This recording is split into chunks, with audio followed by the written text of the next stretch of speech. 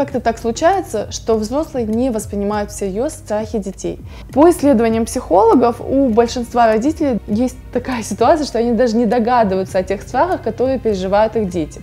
Но отмечу, что не всегда страхи детей являются серьезным поводом для беспокойства, так как являются частью их непосредственно взросления. И, соответственно, в одном и том же возрасте все дети проходят через одинаковые страхи. Я могу рассказать о том, какие страхи естественны для детей того или иного возраста. Итак, уже новорожденный малыш рефлекторно будет бояться резких звуков, падений, приближения каких-то больших предметов.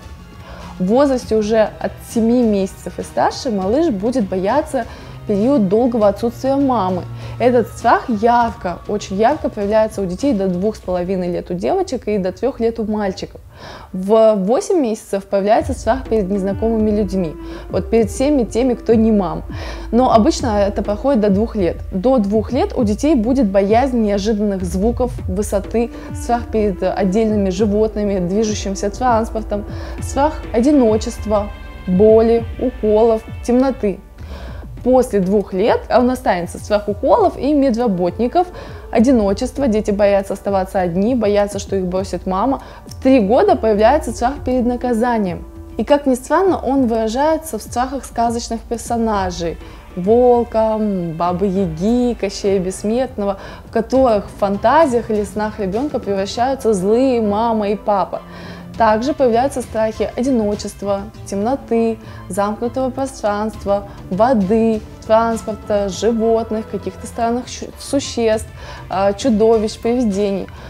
Но очень интересно наблюдать, как взрослеет малыш, познавая окружающий мир, и как взрослеют его страхи. И вот уже в возрасте от 5 до 9 лет у него может появиться сильный страх стать инвалидом, остаться без руки, без ноги. Приблизительно в 6 лет появляется страх смерти родителей. Он может проявляться в виде страха каких-то пожаров, войны. В 7-8 лет страхи смягчаются прежние страхи, но появляются новые. Страхи общения, боязнь опоздать в школу, получить какую-то плохую оценку, быть в конце концов двоечником или быть непонятым сверстниками. В 9-12 лет, кроме социальных страхов, это, скажем, страха быть неудачником, появляются страхи, связанные с привлекательностью для противоположного пола. Эволюцию страха у детей можно проследить даже на примере фильмов и мультфильмов, пугающих детей. В исследованиях американских ученых было выявлено, что фильм с Халком, особенно сцены, когда он из реального человека превращается в Халка, вызвали очень сильный страх у дошкольников. Потому что им довольно-таки сложно отличить еще реальность от вымысла.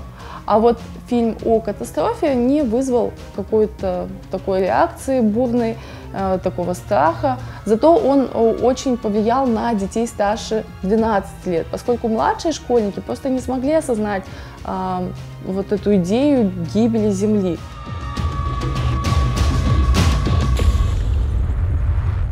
Родители могут столкнуться с некоторыми негативными последствиями излишних детских страхов, скорее даже испугов их детей. Возможны тики, НРС, заикание, плохой сон, раздражительность.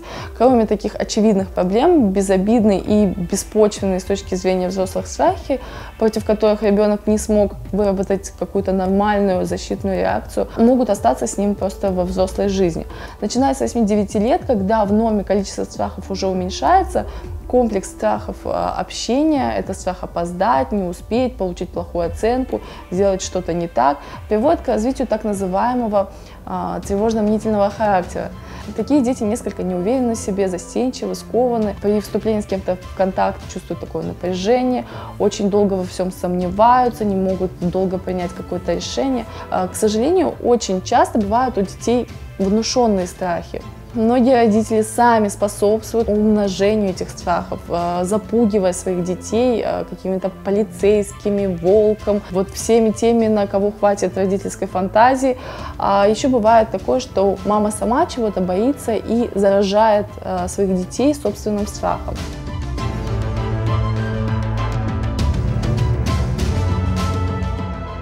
Основная причина, способствующая умножению страхов, это сами родители.